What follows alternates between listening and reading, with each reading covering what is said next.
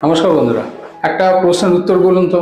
Market যখন উপরের দিকে যায় তখন ইনভেস্টমেন্ট করা সঠিক, না মার্কেট যখন নিচের দিকে আসে তখন ইনভেস্টমেন্ট করাটা সঠিক? আপনি বলবেন যে এটা বোকার মতো প্রশ্ন।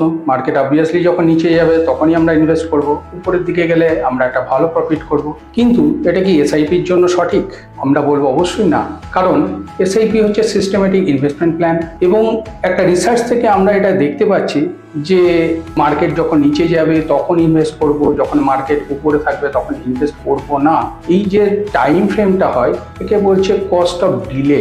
এই ডিলের জন্য আমরা দেখতে পাই একটা ম্যাক্সিমাম যে ফিউচার ইনভেস্টের যে রিটার্নের উপরে একটা প্রভাব আসে। হোয়াইটওকের একটা খুব ইন্টারেস্টিং রিসার্চ আছে। সেই রিসার্চে আমরা দেখতে পাই 2000 সালে যখন মার্কেট 6300 সেন্সেক্সের মতো ছিল, তখন কেউ একজন ইনভেস্টমেন্ট না করে, কারণ তার মনে হয়েছিল সে সেই সময় ইনভেস্টমেন্ট করবে না, মার্কেট যখন নিচের দিকে যাবে তখন তিনি ইনভেস্ট করবেন। ভালো কথা, কারণ তার মধ্যে খুব ক্ষমতা ছিল যে হ্যাঁ তিনি প্রেডিক্ট করতে পারে। ভালো কথা, তিনি কি করলেন, 2000 না করে তিনি 2001-এ যখন মার্কেট ডাউন হলো তখন তিনি ইনভেস্টমেন্ট করলেন। তো এই যে টাইম ফ্রেমে উনি প্রায় 1,40,000 টাকার মতো কম ইনভেস্ট করলেন। ভালো কথা, কিন্তু পরের দিকে দেখা গেল 2023-এর দিকে যখন উনি মার্কেট থেকে রিটার্ন পেলেন, 2000 সালে যিনি ইনভেস্ট করেছেন তিনি মার্কেট থেকে রিটার্ন পেলেন 2.2 crore, অর্থাৎ 2,22,00,000 টাকা।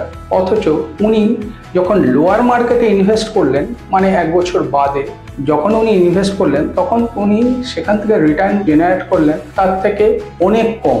উনি রিটার্ন জেনারেট করলেন 1,80,00,000 টাকা। এসআইপির ক্ষেত্রে কখনো এটা বাধ্যতামূলক নয় যে আপনি কখন স্টার্ট করবেন।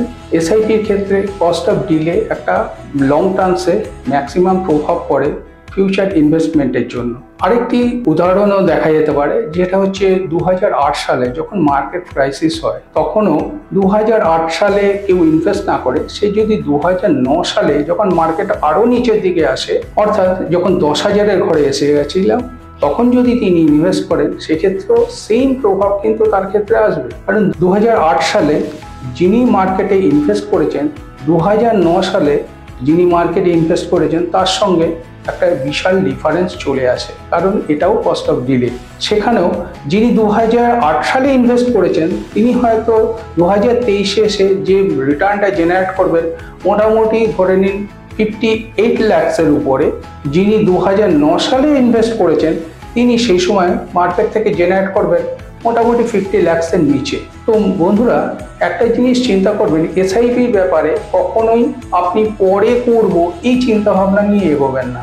ইনভেস্টমেন্ট করার সময় কালেও ছিল, আজও আছে, ভবিষ্যতেও থাকবে। সুতরাং এসআইপির ক্ষেত্রে এটা বাধ্যতামূলক নয় যে মার্কেট কখন করবে সেটা চিন্তা করে আমরা এসআইপি করব। সুতরাং শুরু করার সময় আজই আপনি ইনভেস্টমেন্ট শুরু করুন। তাহলে কি হবে, আপনি একটা লং টার্মস পাবেন, এবং লং টার্মস যত আপনি বেশি পাবেন তার ফলে আপনি ওয়েলথ ক্রিয়েটটা বেশি করতে পারবেন।